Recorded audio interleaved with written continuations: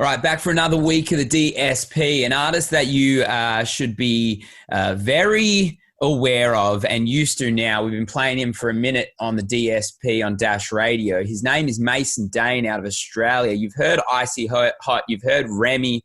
He joins me, my broski. How are you? I'm good, bro. Good, bro. Just staying busy and, trying to execute on these plans. Yeah, well, you are executing to perfection, my bro. The last few drops that you've had have been at this level that realistically can compete globally, which I'm guessing is the plan for you. Yeah, definitely. We definitely want to conquer the home turf and then try and take it international, definitely. How's it been for you as of recent? I know you moved from Newcastle up to Sydney. Sydney's the hub. Sydney's where it's really all moving and everyone's kind of out there creating. Has it been a big change for you, really being amongst it? Yeah, definitely. It's like getting my feet wet and being all right inside the culture. I never really listened to a lot of Australian music or stuff like that, and just coming down and just being right in the heart of it and being around different creatives is just just pushed me so hard and been a big moment. Who did you used to listen to? Who are some of the people that you used to have on you, or you probably still have on repeat? Yeah, I mean, when I first started making music, it was just I was a massive Travis Scott fan, super into Frank Ocean, Tory Lanez and stuff like that. But yeah, that was when I first started making songs, I was just Travis Scott is the one, you know what I mean? So, yeah. Yeah. But then it was sort of always evolved and I never really I just never had eyes on Australian music. I never really had a reason to, but yeah, once I got to Sydney, it's just everywhere. So it was you just take it all in. It's crazy. I love that you did say Travis Scott because, I went back and had a look at your 2018 project you put out, Wake Up. And for most people that, are just hearing Mason Dane today, they're probably going, oh, yeah, he's kind of, just picked up what's hot right now. But you go back and you listen to what you were doing in 2018 and you were ahead of the curve. You were really in pocket back in 2018 with what's going on right now in 2021. Yeah, thanks, bro. Yeah, that project was just when I first started making songs, I didn't really have any connection to anybody. I didn't know any producers, so I just sort of was just trying to get my feet wet and trying to figure out who I am and what kind of music I want to make. So that was just a really good learning experience, and I still love a lot of those songs till today, you know what I mean? Yeah, you put out Remy back last year in 2020. And, just looking at the attention that one got and I think, it put you on a lot of people's radar. Was that track for you different? Did you think this was going to be maybe one that was going to start to go and people were going to take notice? Or was it just like any other track that you've done in the past? I mean, it was we always had the plan that was going to be the first release since I did my EP. We really wanted to make sure that was the first one we came out with, especially with Creed on it. So it's we can shift his eyes onto me because he was really doing his thing at that point. So we definitely knew it was a really crazy track, but we sat on that for probably 2 years and crazy. And then, a year and a half, 2 years, and just we put it out and it ended up just doing really well. And I was surprised, but also in a way I was yeah, it's a pretty sick song. Yeah. I see what you're doing. And I compare it to, you talk about the Travis Scotts who had the whole Kanye West era. You look at any crew, you look at any guy that's come up, he's come up with people around, and you talk about, working with Creed the Kid, you've got Asher, Manu Crooks you're in the studio with. What's your team like? What's the energy around you like? Because it seems like you guys are really on a good one, on the next level right now. Yeah, bro. I mean, the team is just a big ass family, you know what I mean? We just got so many creatives, being around the area movement people, my managers Ziggy and Manny, and just having even just all the creatives, like me and Asher, just best mates in real life, you know what I mean? It's just it's just fun and it's family, and and we work hard and we play hard. You know what I mean? Well, Ash has been doing some huge things lately. He's got some amazing music. Like, what's it like to be able to, have someone that's in the trenches with you doing the same stuff and, to succeed together and to get those wins and those tough times? Man, it's like, it's perfect because me and him are like on a very similar wavelength and like creatively very similar levels. So it's like, it's like a really healthy, friendly competition that me and him have, just like, oh, wow, you can do this? All right, watch me do this. And then it's like back and forth. So that's always just like, I love having that, especially with someone like Asher. And I'm guessing that you guys just must be in the studio together so much. And you've probably got like hundreds of, demos done that you're on his and he's on yours. 100%. How do you, figure out when is the right time to really, do something together? Yeah, well, that's the thing. We pretty much have like 30 just like ready to go. And we've been like, just been sitting on them for ages. But it's always been in the talks that, we want to do like some sort of collab project down the road. But just quietly, we are coming out with something very soon, both of us. Oh, okay. Yeah. That's what I've seen you posting on Instagram with you and Asher, and then also Liam Thomas, the producer, is there in there as well. So I see that, and then you got Day One on there. I'm like, bro, these kids are not going to miss at the moment. Yeah, that's what we're trying to do, bro. We're just trying to, make a statement and try and push the boundaries. Let's talk about this new track, which just came out on Friday. You're talking about one of the goats, Riri. I'm guessing it's Rihanna is who you're talking about, the bad girl. Uh-huh. Let's talk about this track for a minute, because I feel like it's such a great follow-up to Remy and to Icy Hot, because I feel like you've really found your pocket and your sound and where you're at. How did this song come about for you with OGM on it? Man, well, the crazy part about Riri is that it's like the oldest song that I put out. So when I finished my EP, the Wake Up, like I finished it, and then I was like, all right, that's all my creative juice for this year. I took a couple months off and wasn't really making songs and didn't really have ideas. And then boom, one day I was doing a music course at TAFE, and just in my head popped the line, "Bad girl like Riri," and I was like, oh, that's hard. So I like put in my voice memo, went home that day and cooked it up, and I was like, damn, this is crazy. And it was like a real big step up as far as quality from like my older music. And that was just so crazy. And I put it out originally like by myself, and it just didn't really get like the traction I thought it, deserved. So, when it came around, now I've got this team around me, I was like, why don't we just revisit it, see what we can do now that we've got like, bit of a machine behind it. So yeah, we just, got it ready, shot a video with JN, and yeah, we're about to let her, let them know. How is that for an artist, because I work with a lot of artists as well. And a lot of the time, sometimes tracks don't do what you expect them to do.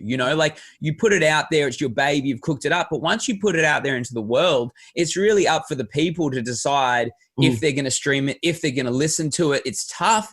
But then for you to go, let's go revisit it. Most artists don't do that. Yeah, no, I definitely understand where some artists are like, all right, cool, that was the moment. We'll put it there. We'll let that go.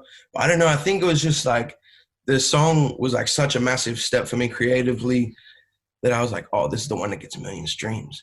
And I put it out and it got like a couple thousand over like a year. And I was like, ah. Like it was such a good song. And I was like, we could just leave it there. And I was like, nah, I just want to see, like, if we do it again and doesn't do anything, all right, cool. At least we tried, you know what I mean? And then on to the next. Was OGM on the original version, or was it just you on that one? Yeah, they were on they were definitely on the original version. I literally, I remember, I was like thinking of who I wanted on the song. And I remember hearing some snippet of Carlito Hendrix, and I was like, wow, that voice is crazy. So I went on my Instagram and was searching it, and I found out who he was, and I just put it on my story. I said, yo, I want Carlito Hendrix on this song. He's like, responded straight away. He's like, yo, send it back to me within the hour. And I was like, all right, cool, done. What's it like for you at the moment, the music scene? it's one of the toughest industries to be in. There's so many highs, so many lows, and breaking barriers. For an Aussie artist in hip hop right now, how are you feeling with the music industry in Australia? Man, I feel like I can't feel anything but excitement. You know what I mean? There's so much that, is going on, and to be one of the people that can lead the charge as far as like the younger generation, like I'm just super excited and super grateful that I can be around it and be a part of it. Yeah, and you're so amongst it right now, and you look at someone like the Kid Leroy, which has done amazing things over the Mm. last few years and is going to continue it. Has that for you and your team and the perspectives? Has it really even almost given you a higher bar to shoot for and to look for Australian music? Yeah, 100%. I think definitely because his quality of music is just insane. So, but I think it's a good thing. I think it'll just push me to go harder and push me to bring more boundaries and go even crazier. Try and trying to meet that bar that he set. Yeah, and you're surrounding yourself with all the right people, all the crew, the management, the team, the producers. You dropped this song Riri just this week. What's the move like? We're 3 months into 2021, but I feel like you must just have stuff ready to go. Like you must Yeah, just be yeah. waiting. Like, is it just going to be full season this year? Yeah, 100%. Because I took like the last year and a half. Just before I moved to Sydney, I sort of my manager Ziggy at the time. He was like at the time that this was all going on, he was like, "Yeah, I reckon let's just take a break.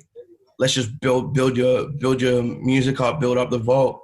And then Mm. at first I was like, "Oh, I really want to put music out," but a year and a half later, I'm sitting on a couple hundred songs, and I'm like, all right, now I'm ready for anything, you know what I mean? So we've got like the next 8 songs ready to go. So yeah, it's How is definitely that for an artist? How hard is that for you to sit and, I guess at least you're in the studio cooking, you're being creative, but to not really get to have anything to show at the time for it. I'm sure people are like, bro, what are you doing, man? Like, where's the music at? 100%. Yeah, no, it's like it's all hindsight, I guess. Like at the time when I first started, like taking that break, I was like, I was itching, bro. I was itching to put stuff out, but after you look back at it, you're like, oh well, it's been 6 months and I'm still chilling. So just like it got easier and easier, and then the time came around and we were like, I think we're ready. Let's do it. So yeah, it was pretty. It was just after a certain point, it got easier to just wait because it's like, well, you know. Now you have the back catalog of music ready to go. So it makes the process easier to be working on the next one when you've got 8 other ones sitting here. You're not like chasing your tail. Oh shit, we need to get this done in the next 3 weeks so we can get it to drop. So it'll Yeah. allow you to be like a bit more free with being creative. So it only excites me because I'm only going to be continuing getting, more music and dope music to press play on out here. Yeah, for sure. Appreciate that. It's definitely, and it's like giving me a lot of like, cause like I did like all the trappier music, and now I've got such a big backlog of it. It gave me a chance to sort of branch out creatively, and I've been doing all styles. You know what I mean? Like I got a lot of pop songs. Me and Ashley got a lot of like crazy pop music and R&B stuff and Afrobeat stuff. I've just been like branching out and just there's no pressure on me to have the next thing ready, so I can just do whatever I want. You know what I mean? What do you like in the studio as an artist? What's your studio session like? It really depends on the session. Like a lot of the time, if I'm working with a producer, I'll like a lot of the time I'll just sit there and I'll write. But obviously, a lot of jokes. Me and Liam Thomas just cannot be serious at any point in time. So like we'll just sit there and work on a track. Like, but then when I'm working on my own, if I'm producing, it's just like I'll sit there and I'll just punch in lines and record that way. But yeah, me and Asher actually have a pretty crazy like workflow in the studio when we'll just put down a loop, start recording. We'll get like a hook down. I'll put it into FL Studio, make a beat, put it back into Logic, and just build the song and just go crazy on it.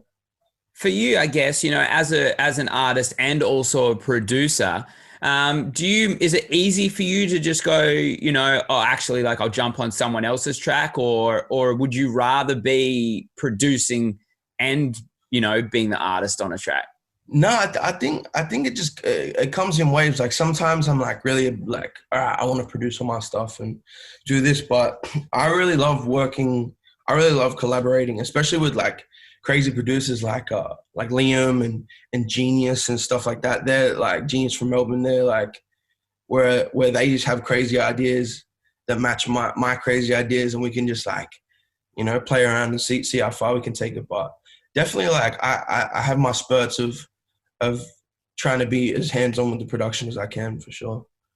Jay Rewind did Icy Hot. Was that a track that he sent to you, or did you guys cook that up together? No, so he's from America, and Yeah. I remember when I was doing my project, I found like one of his beats on YouTube, and I was like, wow, this is crazy. So I used that for my project. I think I used another one on the project too, and then I was just getting beats off him pretty much for whenever I was like outsourcing for beats. And then he produced Icy Hot as well and Riri. So yeah, definitely. Damn. Okay. So I didn't know who was behind Riri. I knew he was behind Icy Hot. So he's got his hands over that. That's why the sound, has that similarity to it. Yeah. His beats are just hard and just gritty and like, but still they really stand out. Like the samples are just like, don't sound like anything. So it's crazy. Yeah. Well, and you know what? That works well with you, because I honestly don't think that you sound like anything else coming out of Australia right now. And that's what kind of really pricked my ear up when I heard it.